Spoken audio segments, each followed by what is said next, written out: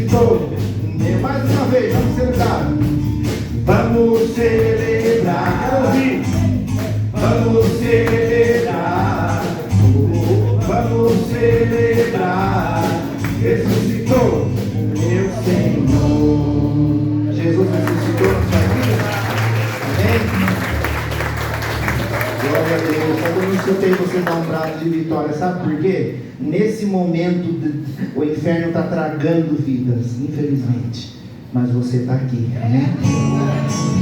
Entendeu? Então você tem que agradecer ao papai, agradecer ao Senhor pela graça alcançada. Você está com vida. Os anjos do Senhor acompanharam você até a igreja. Aleluia. Se apresente diante dele nessa manhã. Faça desse louvor uma oração. Você e Deus. Aleluia. Obrigado, Senhor. Quero me apresentar a Ti, ó Deus, te ofertar em louvor, me entregar e derramar os Teus planos, cumprir. Ah, Senhor, que o Senhor possa achar, possas achar em mim a voz que deseja ouvir. Toca o Espírito, abre os céus, enche o teu coração, ser reconhecido, marcado por transformação, provado pelo fogo, habilitado pela unção, saber todos os meus dias e pra vida e para a morte eu vou andar com Deus. O Senhor conhece os que são seus. Ouve a voz sincera de um adorador.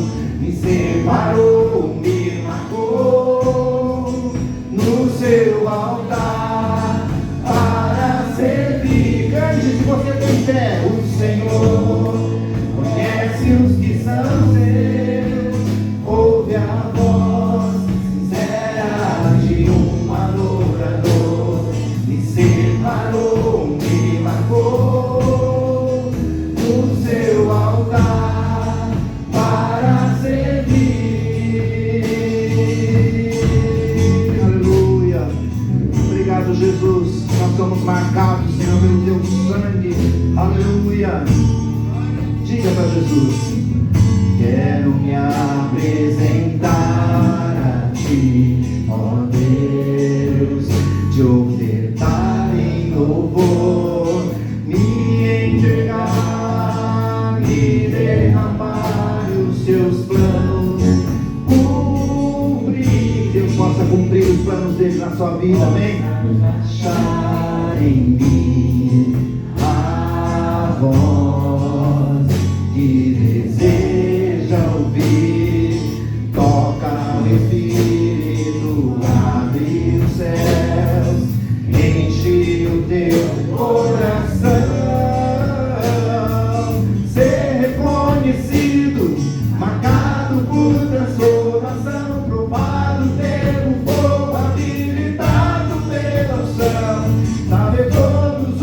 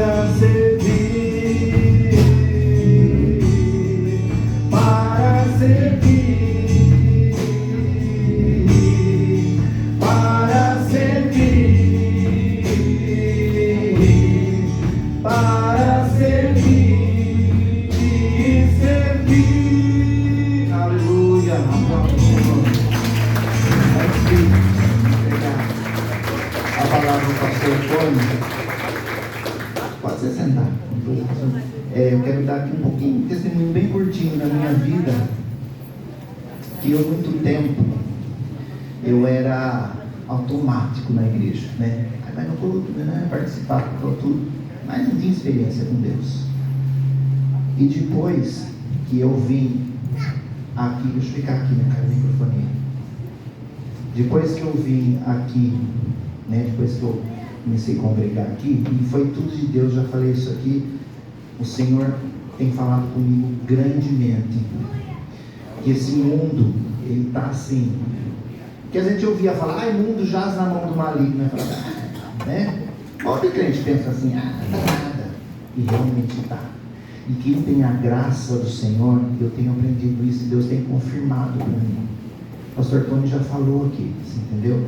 Quando a gente tem a graça do Senhor, quando a gente vem para a casa do Senhor, às vezes vocês ficam, nossa, mas dá só canta de olho fechado. Irmãos, a presença aqui, ela é tanta, aqui em cima, entendeu? A presença de Deus. Eu consigo ver anjos do Senhor aqui, colhendo o seu louvor e levando para o céu a sua oração, né? E anjos aqui, ó, pastor aqui, tem um monte de anjo aqui, entendeu? Então, eu tenho vivido cada dia, aqui na Bíblia fala, o justo viverá pela fé. Eu tenho vivido cada dia na fé do Senhor, né? O Senhor tem mostrado para mim que Ele está comigo, assim, o mês de junho foi assim, falei, Deus, como que Ele vai fazer? Aí Ele fala, volta lá atrás, quando que eu abandonei você? Nunca. Então, por isso a gente tem que adorar. Amém. Deus abençoe. Graças a Deus. Abra sua Bíblia, lá no livro de Jó, no capítulo de número 1, eu leio a partir do verso 7, a palavra do Senhor diz assim: o Senhor disse a Satanás, de onde veio? Satanás respondeu ao Senhor, de perambular pela terra e andar por ela. Disse então o Senhor a Satanás, reparou em meu servo Jó? Não há ninguém na terra como ele, irrepreensível, íntegro, homem que teme a Deus e evita o mal. Será que Jó não tem razões para temer a Deus? Respondeu Satanás. Acaso não puseste uma cerca em volta dele, da família dele e de tudo que ele possui? Tu mesmo tens abençoado tudo que ele faz, de modo que todos os seus rebanhos estão espalhados por toda a terra. Igreja, olha que forte esse texto que nos ensina algo e nos traz um princípio sobrenatural muito poderoso. Aqui no livro de Jó, nós temos um exemplo clássico de uma pessoa que é temente a Deus e que se aparta do mal. E qual é o resultado disso? Não é meritocracia, mas é a maneira como que Jó adora o Senhor. E o próprio Satanás reconhece isso, e nesse diálogo com Deus ele diz: ele te adora, ele te louva, porque o Senhor colocou uma cerca em volta dele, da família dele, de tudo que ele possui. E ele continua: tu mesmo tens abençoado tudo que ele faz, de modo que todos os seus rebanhos estão espalhados por toda a terra. E aí, nesse diálogo, Satanás, no versículo seguinte, ele diz para Deus: mas estende a tua mão e fere tudo que ele tem, e com certeza ele te amaldiçoará na tua face. Olha só que interessante. Satanás, ele diz para o Senhor: toque na vida dele, permita que eu toque na vida dele, e você vai ver que ele só te adora porque ele está condicionado ao que o Senhor faz por ele. O Senhor o abençoa, o Senhor multiplica suas posses, aparentemente ele é uma pessoa próspera, ele é feliz com felicidade. E quando Satanás ele pede permissão para tocar na vida de Jó, ele diz: vai perder tudo, ele vai deixar de adorar. E muitas das vezes é isso que acontece conosco em nossa sociedade. Aqui, Deus ainda está se revelando à humanidade. Deus já se revelou. Deus já se revelou. Está completo aqui a revelação divina sobre criação, queda do homem e o plano de redenção, de Gênesis a Apocalipse. E a palavra de Deus, igreja, com todo respeito e temor na palavra, a Bíblia é clara, que se alguém acrescentar algo a mais, é heresia, é distorção. Não há mais nada que o ser humano tenha que revelar da parte de Deus, que Deus já não tenha revelado. Por isso que é importante estudarmos as Sagradas Escrituras e não vivermos como Paulo falava no passado. em ventos de doutrina. E Paulo chama esse pessoal ali de Éfeso de crianças inconstantes. Eles precisam deixar de ser meninos inconstantes, levados a todo momento por ventos de doutrina. Não, a revelação está na palavra. E olha só que princípio forte que nós temos aqui.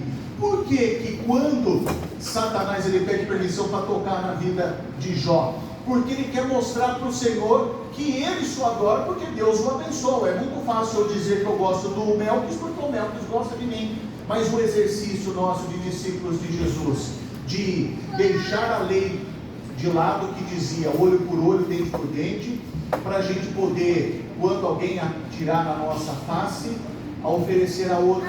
Então isso vai contra, isso desmonta a lei e vai começando a mostrar os princípios da graça. E quando Satanás ele recebe essa permissão de Deus, olha só o versículo de número 13. Certo dia, quando os filhos e as filhas de Jó estavam num banquete, comendo e bebendo vinho na casa do irmão mais velho, o mensageiro veio dizer a Jó: os bois estavam arando e os jumentos estavam pastando por perto, e os sabeus atacaram e os levaram embora, mataram a espada os empregados, eu fui o único que escapou para lhe contar. Versículo 16: enquanto ele ainda estava falando, chegou outro mensageiro e disse: fogo de Deus caiu do céu e queimou totalmente as ovelhas e os empregados, e eu fui o único que escapou para lhe contar. E olha o versículo 17: enquanto ele ainda estava falando, chegou outro mensageiro e disse: vieram os caldeus em 3 bandos, atacaram os camelos e os levaram embora, mataram a espada os empregados, e fui o único que escapou para lhe contar. Até aqui, Satanás ele toca na esposa de Jó? Sim ou não? Nesse momento até aqui, Satanás ele toca nas filhas, nos filhos de Jó? Não, não toca, até aqui não toca.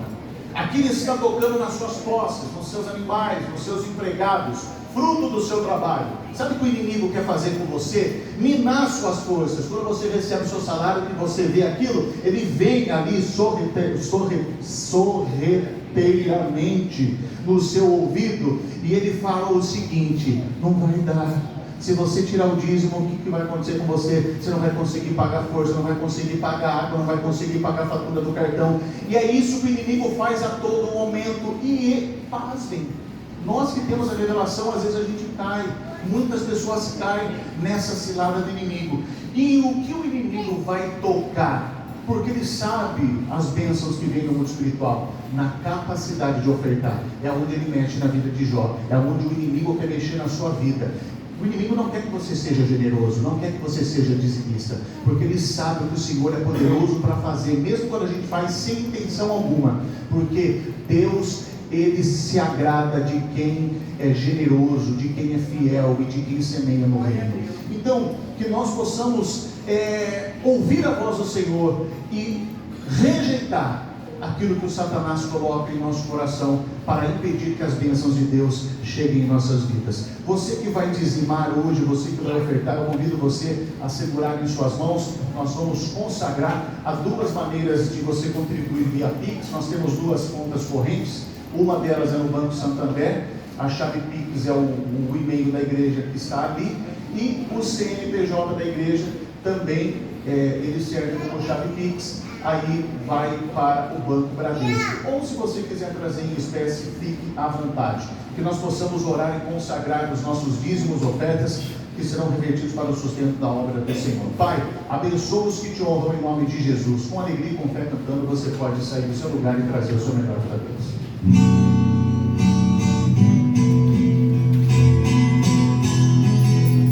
O Senhor conhece os que são seus, ouve a voz sincera de um adorador. Me separou, me marcou no seu altar para servir. O Senhor conhece os que são seus, ouve a voz sincera de um adorador. Me separou, me marcou no seu altar para servir. Graças a Deus. Hoje é o primeiro domingo do mês de julho. A gente começa uma nova série de mensagens até o final deste mês. Então, a partir de hoje, dentre os próximos domingos, nós falaremos sobre o Cristo que muda histórias. Nós vamos falar sobre o Messias prometido, o Messias que veio, que revelou o Pai, ele que veio para cumprir um propósito, redimir a humanidade, ele que foi até o matadouro, ele foi até a morte de cruz, e ali derramou o sangue inocente para a remissão dos nossos pecados. Então, hoje nós falaremos sobre o encontro que mudou a vida de Zaqueu. Então, dentro dos próximos domingos, nós traremos alguns temas aqui que falam sobre histórias que são mudadas de acordo com que a graça de Deus vem alcançando pessoas. E hoje, em especial, nós vamos falar sobre o encontro que mudou Zaqueu. Se você puder abrir a sua Bíblia no Evangelho segundo Lucas, no capítulo 19, eu leio a partir do verso 1, que diz assim: entrando em Jericó, atravessava Jesus a cidade. Eis que um homem chamado Zaqueu, maioral dos publicanos e rico, procurava ver quem era Jesus, mas não podia por causa da multidão, por ser ele de pequena estatura. Então, correndo adiante, subiu a um sicômoro a fim de vê-lo, porque por ali havia de passar. Quando Jesus chegou àquele lugar, olhando para cima, disse-lhe: Zaqueu, desce depressa, pois me convém ficar em sua casa hoje. Ele desceu a toda pressa e o recebeu com alegria. Todos os que viram isto murmuravam, dizendo que ele se hospedara com um homem pecador.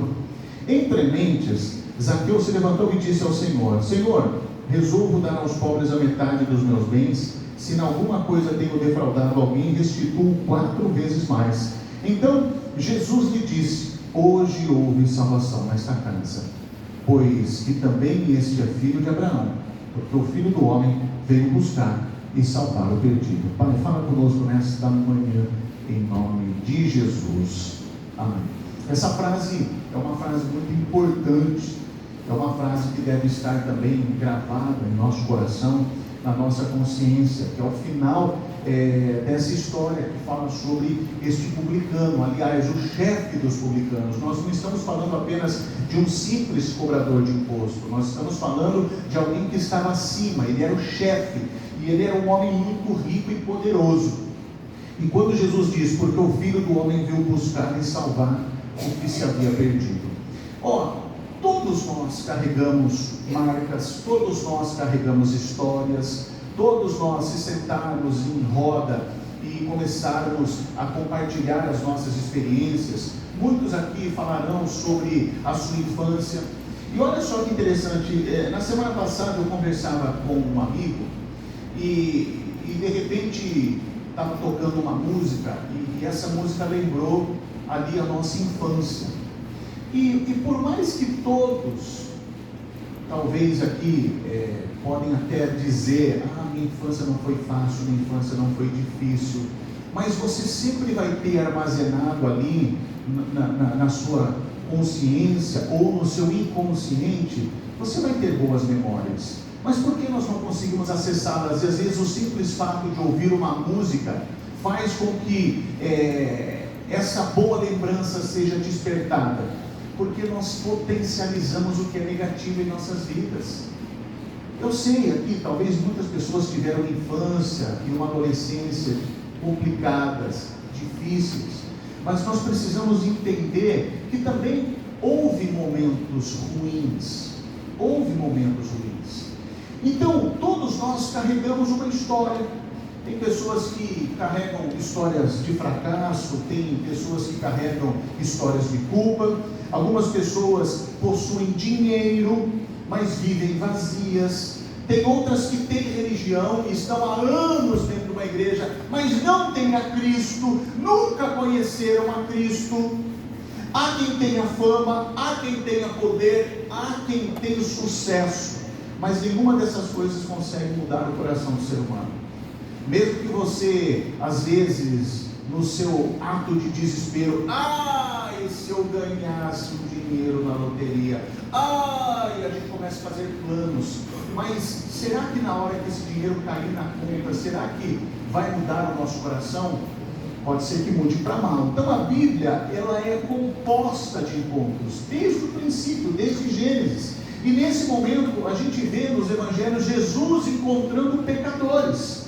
E ele mesmo faz desses homens, que a princípio os primeiros deles trabalhavam literalmente na pesca, no ofício da pesca.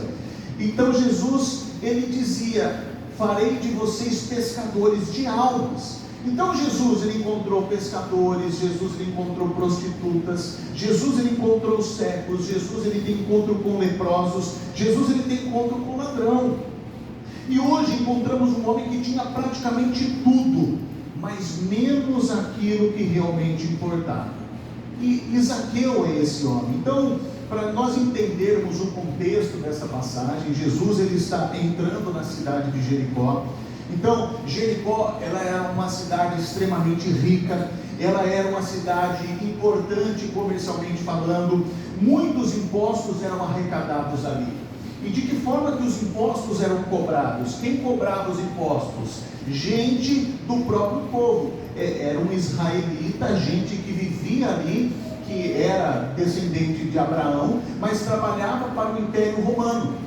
E Zaqueu, ele não era somente um cobrador, mas ele era o chefe dos cobradores. Então ele era responsável por vários outros. E provavelmente, como o texto nos aponta, Zaqueu era um dos homens mais ricos daquela região, mas também ele era um dos mais odiados. E se a gente começar a fazer conexão com a história de hoje, a gente percebe que isso se reflete no meio político.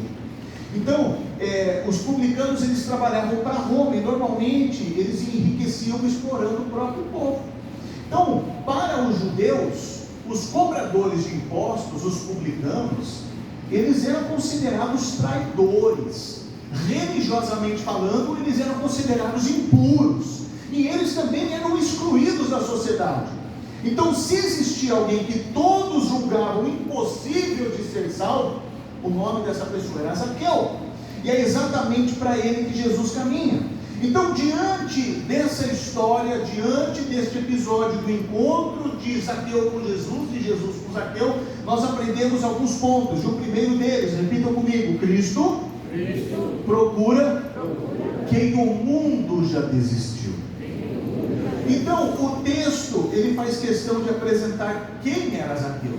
Ele não fala simplesmente como em outras narrativas sobre a mulher do fluxo de sangue, uma mulher que sofria. Não fala do contexto da vida dela, da família dela. Em virtude de como era a sociedade da época, a gente começa a ter uma noção de como era. A gente pressupõe que a vida dela fosse de tal forma, mas Zaqueu não, é explícito. Ele era o chefe do cobrador de impostos. Ele extorquia o povo romano. Então ele era rico, ele era pecador, e todos já tinham colocado um rótulo nele. Talvez quando Zaqueu saísse para a rua, o rótulo que a sociedade da época tinha colocado nele era de traidor, de corrupto, de ladrão. E ninguém acreditava que Zaqueu pudesse mudar. Mas Jesus nunca olha primeiro para o passado, porque Ele olha para aquilo que a sua graça pode produzir. É o que a palavra de Deus diz: onde abundou o pecado, superabundou a graça de Deus. Nós olhamos com olhares imperfeitos, olhares julgadores, críticos, mas Deus não vê dessa forma, Deus vê pela graça. Então o mundo define as pessoas pelo pior capítulo da vida delas. Você quer ver que interessante? Quando a gente fala de Luiz Felipe Scolari, foi treinador da seleção brasileira, o que você lembra quando você ouve falar de Luiz Felipe Scolari, Felipão? O que vai lembrar? Hã? Isso, Marquinhos. Só que todo mundo lembra do 7-1. Lembra do 7-1? Então todo mundo, quando fala Felipão, nossa, vergonha para a nação. Ele foi pentacampeão. Fora o quão vitorioso ele foi no Grêmio, no Palmeiras, nem se fala, não é que eu sou palmeirense, sempre foi um ótimo técnico. Inclusive, ele conseguiu um título com o Palmeiras no mesmo ano que o Palmeiras caiu para a Série B. O Palmeiras foi campeão da Copa do Brasil no ano em que caiu, que foi rebaixado para a Série B. que não tinha elenco nenhum. Ele fez tanta coisa boa, hoje que já está com idade avançada, mas as pessoas só lembram dele pelo 7-1 que tomou da Alemanha.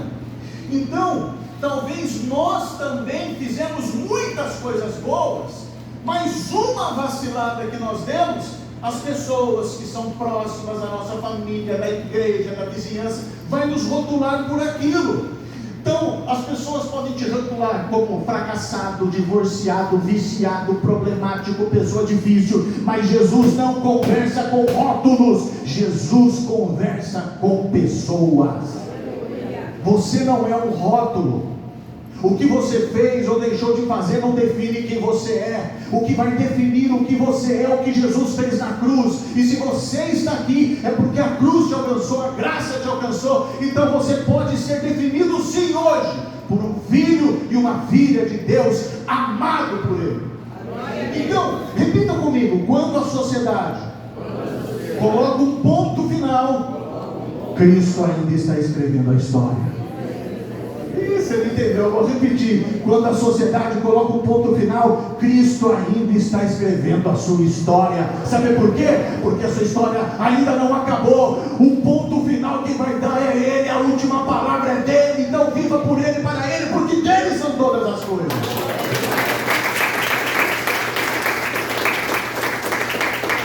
Segundo lugar, repita comigo, quem busca Jesus descobre que era Jesus quem já o estava buscando. Gente, eu tenho um cuidado muito grande quando a gente entra em questões teológicas e doutrinárias, até porque nós estamos inseridos numa denominação que de confissão ela é interdenominacional, porém ela é de fé pentecostal. Então, se a gente aprofundar, a gente pode trazer um debate muito raso e a gente tentar explicar numa frase: o pentecostal é isso, os tradicionais, os reformados são isso. Não, é muito raso a gente trazer a essa ideia. Mas há muitos anos a gente vai se aprofundando nas Sagradas Escrituras e talvez, como é cultural, eu acredito que muitos aqui, alguém aqui já veio de igreja reformada, igreja histórica, presbiteriana? Alguém vem já desse berço ou não? Todos são quadrangulares desde o princípio? Não, mas a Rosana, Congregação Cristã do Brasil. Mas enfim, mas alguém vem de histórico de igreja reformada, de igreja histórica? Alguém? Não? Então, eu tomo muito cuidado porque talvez muitos aqui já participaram de outros cultos, de outras igrejas, em outras quadrangulares ou em outras denominações pentecostais, e o que mais se fala, e às vezes isso faz até parte da liturgia de culto, é a famosa oração de apelo. Hoje foi feito apelo, tantas pessoas aceitaram Jesus. A gente vai aprofundando e não é você que aceita Jesus. Então isso para mim, eu não faço isso porque é êxtase, é você mexer com o emocional da pessoa, chamar para frente. Eu lembro que tinha um pastor que eu chamava muito para pregar nas nossas igrejas, e no final ele fazia essa oração de apelo, aí vinha um monte de gente para frente, ele tirava, aí ele contava, daí ele colocava nas redes sociais: hoje estive em tal igreja e tantas pessoas aceitaram Jesus. Teologicamente isso é muito errado, porque não é numa palavra, numa passagem que você cria doutrinas, mas às vezes a Bíblia você precisa teologicamente para interpretá-la. Se 7 passagens falam de algo e uma contradiz essas 7, na teologia você dispensa essa isolada e você foca nas 7 que falam a mesma coisa. Isso é fidelidade literária. Então, João 15,16 é o clássico, saiu da boca de Jesus quando ele diz: não fostes vós que me escolhestes, eu vos escolhi. Então, observe que quando Zaqueu ele sobe naquela árvore, ele está observando Jesus, mas quando os olhos deles estão fitos em Jesus, ele percebe que Jesus já estava olhando para ele. Alguém já sentou num restaurante, numa praça de alimentação, e você tem a sensação que alguém está olhando para você? Daqui a pouco você olha e cruza o olhar e fala, poxa, a pessoa está olhando para mim, aí você não sabe o que fazer. Mas você não é educado, né? Jesus já está olhando para nós há muito tempo. A gente que começa a perceber a Deus. Mais uma vez eu enfatizo que temor é ver Deus vivendo. Então Zaqueu ele queria ver Jesus, mas havia obstáculos. Ele era pequeno, a multidão o impedia. Mas quando ele sobe numa figueira, humanamente parece que Zaqueu encontrou Jesus, mas o texto mostra exatamente o contrário. Jesus para, olha para cima, e o mais interessante, ele não diz, ô baixinho. Se fosse o Marquinhos lá em cima, ele ia falar assim, ô meio metro, ou 60 centímetros. Eu amo você, viu, Marquinhos? Mas ele não chama, ele não dá apelido. Sabe por quê? Porque ele te conhece pelo nome. Ele diz, Zaqueu, venha. Olha só, ele diz, Marquinhos, venha, velho, venha. Não, ele não vai chamar pelo apelido, ele vai chamar pelo nome. Armandão, venha, Armandão. Então, mesmo assim, Jesus sabe o seu nome. Nunca haviam se encontrado Zaqueu e Jesus. Isso revela a sua onisciência, que ele sabe de todas as coisas ao mesmo tempo, e é o único que tem esse poder. Então observe a ordem. Primeiro Zaqueu procura, depois Jesus chama. A salvação sempre começa em Deus, porque é a graça que toma a iniciativa. Então, há pessoas que imaginam, eu encontrei Jesus. Biblicamente foi Ele quem nos encontrou primeiro, e nós apenas respondemos ao chamado. Então repita comigo, você nunca procura Cristo antes que Cristo tenha começado a procurar você.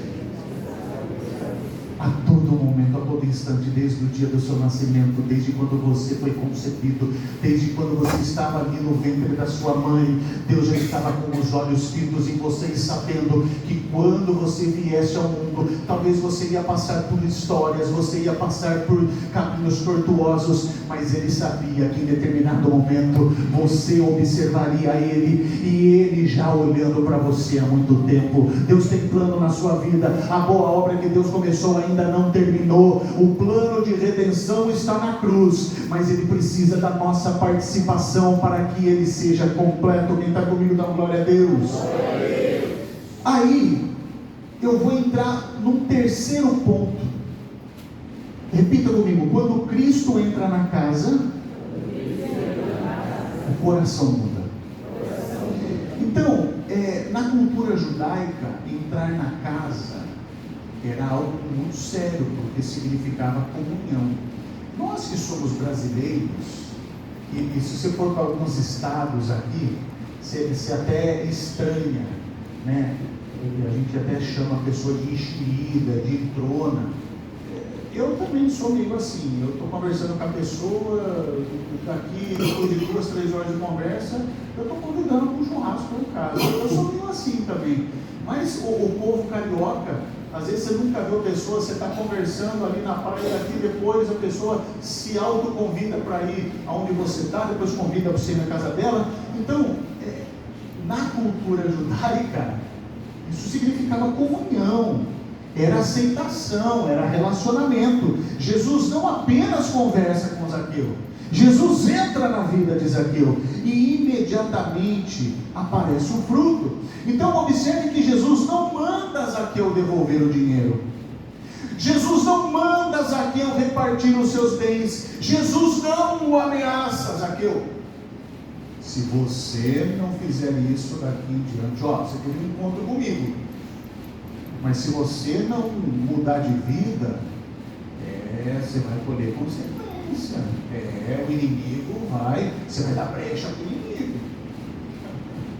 Imagine Jesus falando isso. Eu acho que não, Ele é o Todo-Poderoso, Ele que tem o controle de todas as coisas. Jesus não ameaça, Jesus não negocia, mas a transformação no coração de Zaqueu acontece naturalmente. Zaqueu, ele diz, darei metade dos meus bens, e se defraudei alguém, restituirei 4 vezes mais. Então perceba que Zaqueu não compra a salvação.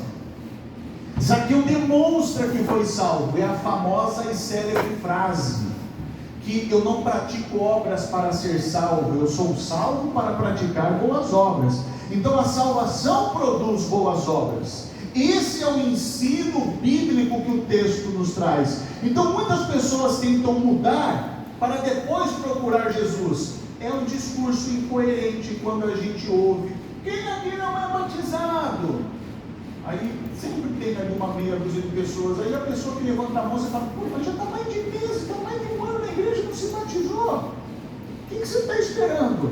Porque o Evangelho ensina o contrário.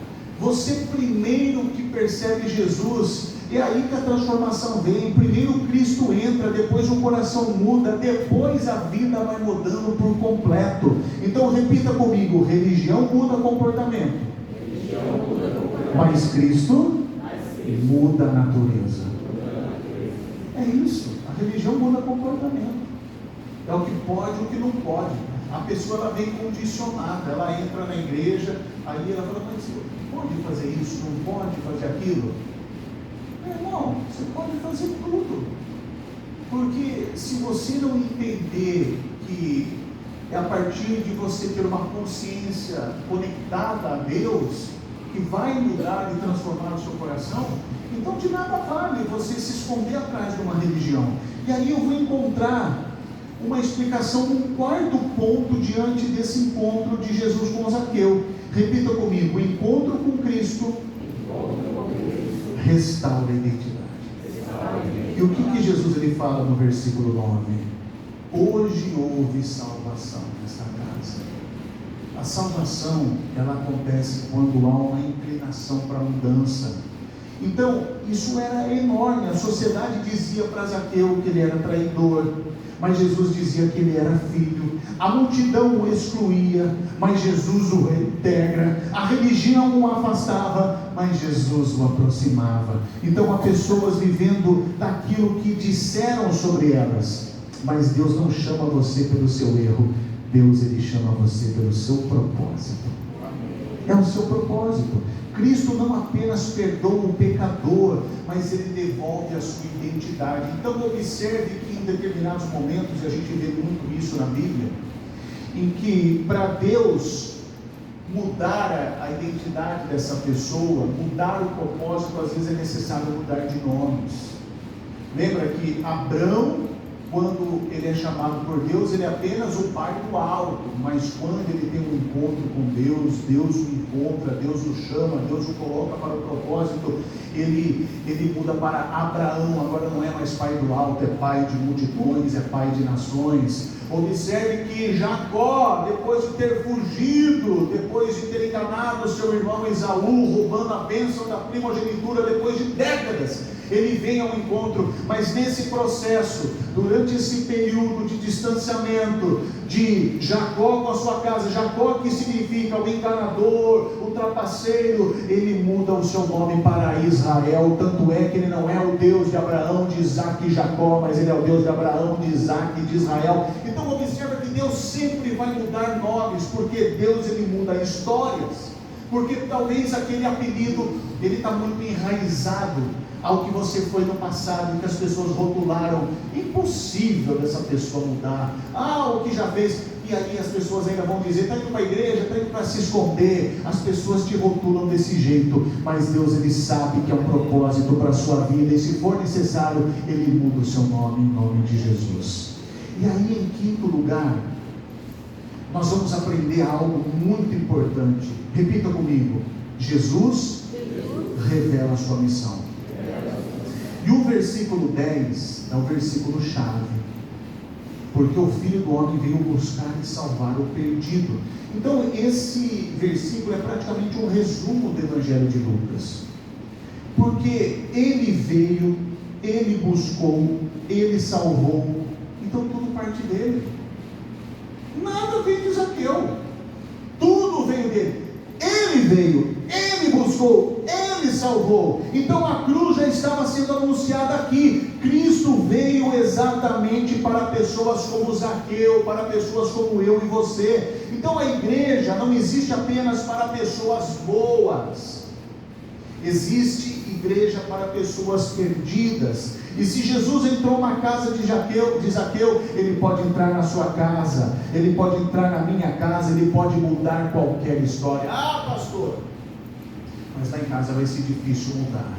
O cenário está caótico, está cada vez pior. Quanto mais eu oro, mais assombração aparece. Então use o nome de Jesus, repreenda o nome de Jesus, abençoe no nome de Jesus, invoque o nome de Jesus, porque Jesus, quando entra na nossa casa, Ele muda qualquer tipo de história, mesmo aquela que parece impossível de ser mudada. É essa daí que Deus Ele tem o prazer de mudar, porque aos olhos humanos pode parecer impossível, mas uma das especialidades de Deus é fazer os impossíveis os homens possíveis dele.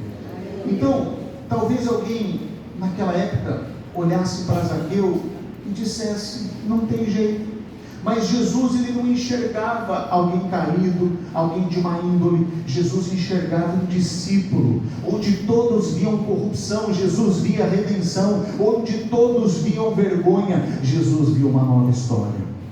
Então, a gente precisa se aprofundar mais na história, nos evangelhos, para nós entendermos que nós também estamos a todo momento sendo observados. E quando a gente percebe que somos observados, isso ao mesmo tempo que gera um constrangimento, mas também gera uma sensação de segurança. Nós somos observados, não monitorados. É diferente quando colocam ali câmeras no seu serviço. Tem patrão que gosta de ficar o tempo inteiro ali monitorando se alguém está roubando hora de serviço, se alguém está saindo mais cedo, quem é que faz palhaçada ali na hora do serviço. Mas é diferente de você ter câmeras para observar, para gerar segurança. Deus não está nos monitorando, Deus está apenas nos observando. Então hoje, Jesus ele continua passando por Jericós, por cidades como essas. Talvez Jesus continue ainda hoje olhando para árvores, continua chamando pessoas pelo nome. Talvez você tenha vindo apenas para ver Jesus como Zaqueu, mas você descobriu algo maravilhoso, que antes que você o procurasse, Ele já estava procurando você, e hoje pode ser o dia em que a sua história muda, porque Cristo Ele muda histórias. Então observe que o final, o ápice, que mostra que Zaqueu realmente, verdadeiramente se converteu, é quando ele entrega tudo que ele havia roubado nas mãos de Jesus. É a mesma coisa que nós precisamos não restituir por obrigação, mas quantos de nós no passado talvez causamos danos a outrem, e nós precisamos restituir. É a mesma coisa, por exemplo, que eu vou citar um exemplo aqui, vamos colocar aqui, vou citar o Júlio César. Então imagine que eu levo o Júlio César lá para minha casa, vou tomar um café, aí na hora que eu vou no banheiro, eu deixo dando sopa ali uma nota de duzentão, e o Júlio tem um boleto para pagar de R$199, aí ele olha para um lado, olha para o outro, vê aquele duzentão, o lobinho balançando o rabinho para ele vê, a ocasião faz o ladrão, né? Aí o Júlio, tchum, ele embolsa os duzentão. Aí eu volto do banheiro, nem percebo, nem dou falta dos 200. Aí de repente eu olho e falei: eu acho que eu esqueci em algum lugar, ou eu perdi R$200. Nunca vou imaginar que o Júlio pegou os 200. E o Júlio vai e paga a conta dele. Aí o Júlio se sente mal, ele fica com a consciência pesada. Aí é muito fácil ele chegar para mim e falar assim: ô pastor, eu vacilei, eu caí, a tentação foi mais forte, eu precisava pagar uma conta e tinha R$200 ali em cima da sua mesa, eu peguei para mim. É muito fácil fazer isso. Então, em determinados momentos, eu não só tenho que pedir perdão, mas eu tenho que reparar o meu erro. E isso é o quê?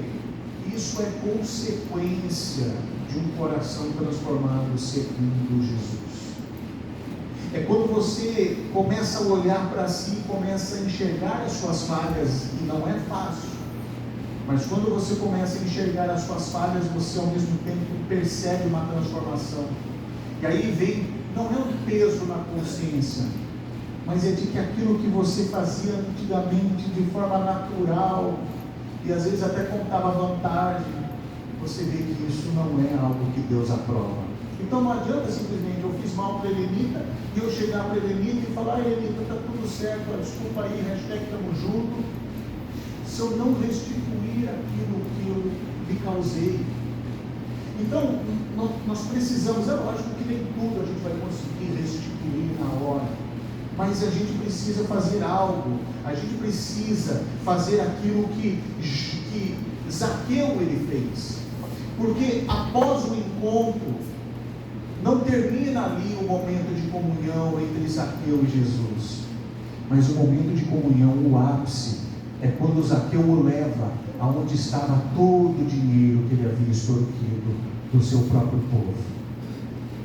E são nesses momentos em que nós devemos também levar o Senhor Jesus para um quarto e dizer: Senhor, esse foi o mal que eu causei a essa pessoa, àquela pessoa, e eu quero restituir, eu quero poder ter a oportunidade de recontar uma nova história.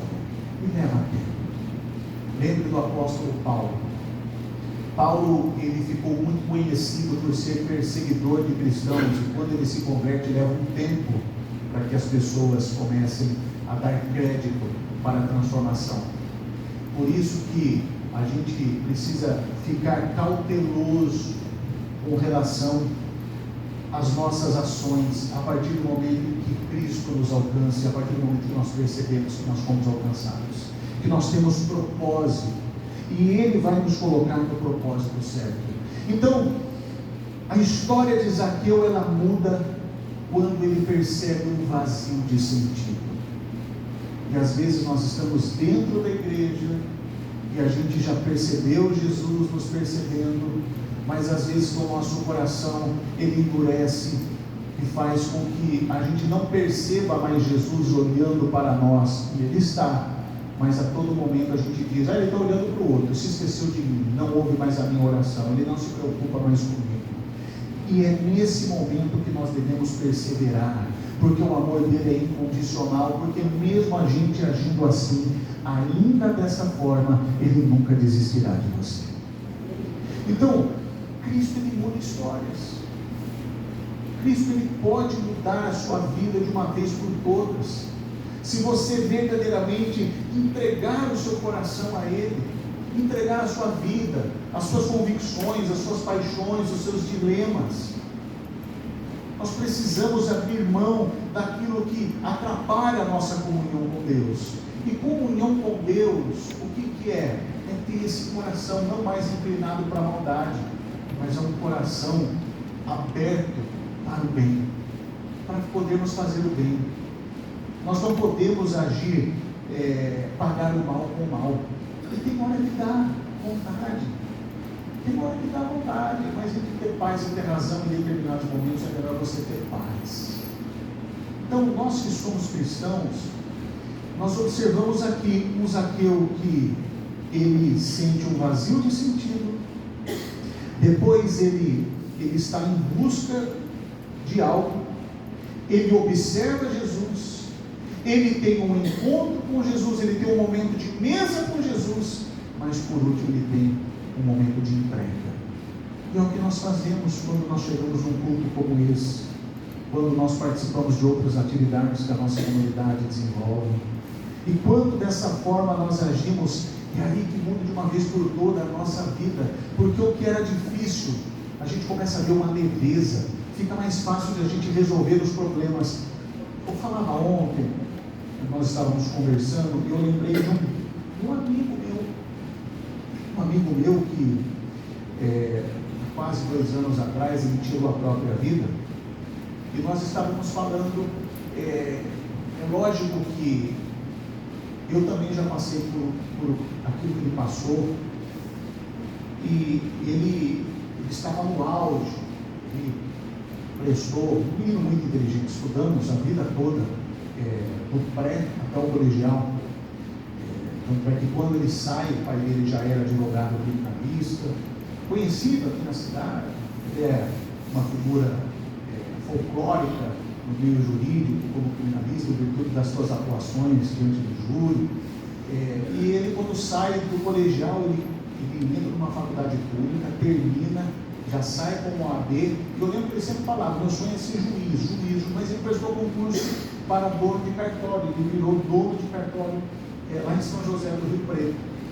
E lá ele enriqueceu. Começou a ir para Portugal dar palestras e largou o cartório na mão de terceiros. A Polícia Civil do Distrito Federal fez uma mega operação no Brasil todo, isso 3 anos atrás, e havia um esquema de certidões falsas, e o cartório dele estava sendo investigado. É lógico que ainda está em trânsito julgado, não havia dado a sentença, mas já teve bloqueio de contas, ele foi afastado do cargo, ele perdeu tudo. Sem Jesus, o que acontece com uma pessoa? Igreja, deixa eu falar algo muito sério que nós estávamos falando ontem. O Espírito Santo pede para eu falar nessa manhã aqui para vocês. Deus não é nome. Deus não é nome. Deus é título. Deus é o fator determinante da sua vida. Tem muita gente que frequenta igreja, mas o Deus dela não é o Yahvé, não é o Pai, não é o Filho, não é o Espírito Santo. É outra coisa. E tem muita gente que faz do dinheiro Deus. O que é mamon? Quando Jesus ele fala, é impossível amar a Deus de mamon. É dinheiro elevado à categoria de Deus. Porque quando você tem o dinheiro, você tem poder. A gente que tem dinheiro limitado, se a gente quer planejar uma viagem, você tem que planejar uns 6 meses antes para ver passagem mais barata, para ver se vai coincidir com o tempo que você tem, livre.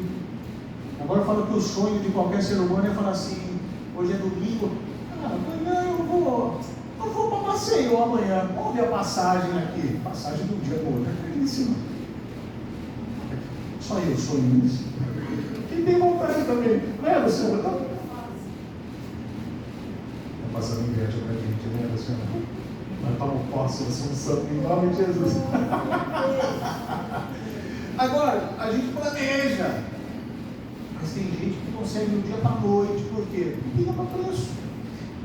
E esse meu amigo, quando caiu a casa dele não, quando ele começou a ser investigado, ele tinha gasto uma nota com inseminação artificial, nasceram as gêmeas, 2 meninas, e ele falava para a mulher dele, ele falou assim: essa vida, eu não vou viver na pobreza, e esse discurso, até que de tanto não aguentar mais, ele se matou.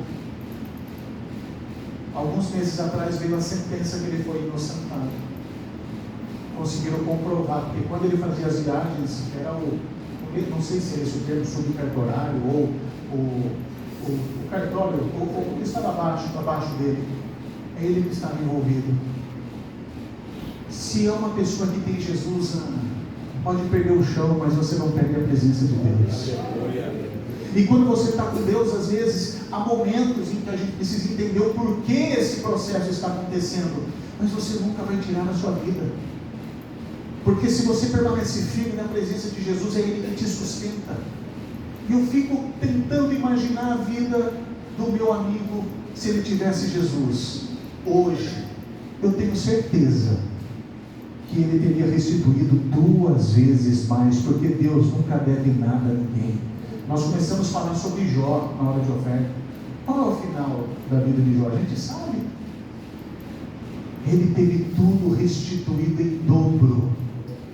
E as filhas de Jó eram as mais justas da terra. As mais bonitas, as mais justas, as filhas de Jó. E o mais interessante ainda é quando Jó está sendo ainda ali interrogado pelos seus amigos, viu? Confessa logo que você errou, pois está colhendo isso. Mas quando ele contempla Deus, ele diz: antes eu te conhecia de ouvir falar, e mesmo assim, dona Angelina, de ouvir falar, ele era servo e temente a Deus e se afastava do mal, galera. Mas quando ele diz: mas agora os meus olhos te contemplam. Talvez a gente viveu uma vida religiosa, viveu de uma forma regrada, mas com peso. E quando a gente começa a perceber os olhos de Deus olhando para os nossos olhos, tudo fica mais leve, tudo fica mais simples, tudo fica mais calmo. Então aconteça o que acontecer, que você não perca a presença de Deus, porque você pode perder tudo, mas se você não perde a presença de Deus, aquele que te chamou, ele é fiel para cumprir as promessas da sua vida. E a palavra de Deus é clara: nunca vi, não tem, em algumas situações há exceções, não. Ou ele não fala a grande maioria dos justos, não. Ele não fala 98% dos justos, porque talvez daria margem para eu ser 2% para poder questionar. A palavra é clara: nunca vi um justo ser desamparado, nem a sua descendência mendigar o pão. A nossa vida deve estar alicerçada em Cristo. E fazendo uma conexão com o dinheiro, eu termino com a seguinte frase: o dinheiro, ele é um ótimo servo, mas não tem nada com o dinheiro não. É muito bom, desde que você seja semeador, desde que você semeie na vida dos outros, invista no reino de Deus. Mas ele é um péssimo patrão, porque ele faz de você um escravo. E você acha que você que tem o controle, é ele que te controla. Do que vale o homem ganhar o mundo inteiro, mas perder a sua alma? Não negocie valores. Você pode perder os seus bens materiais, mas você não vai perder a sua integridade, você não vai perder a presença de Deus. E Ele é poderoso para restituir muito mais. Que o lugar da sua vergonha será o lugar da dupla honra na sua vida. Amém? Feche os seus olhos, eu quero orar por você. Santo Deus, amado Pai, em nome de Jesus, nós te agradecemos por essa primeira mensagem sobre um Cristo que muda histórias. Eu creio que aqui, meu Pai, há pessoas que terão histórias mudadas, talvez pessoas que já caminham há anos contigo, mas talvez no meio do percurso, no meio do caminho, houve um desvio de rota, mas o Senhor está realinhando propósitos, está reposicionando essas pessoas nos seus trilhos. Ah, meu Senhor, que nesta manhã nós possamos perceber essa transformação e perceber os seus olhos voltados para nós. Que a tua presença, Senhor, esteja cada vez mais dentro de nós e que possamos repetir aquilo que o salmista disse: guardei a tua palavra no meu coração para não pecar contra ti. E hoje nós falamos: guardamos Jesus em nosso coração para não pecarmos contra ti. Se você crê e recebe essa oração, dá um glória a Deus bem alto e aplauda bem forte ao nome de Jesus.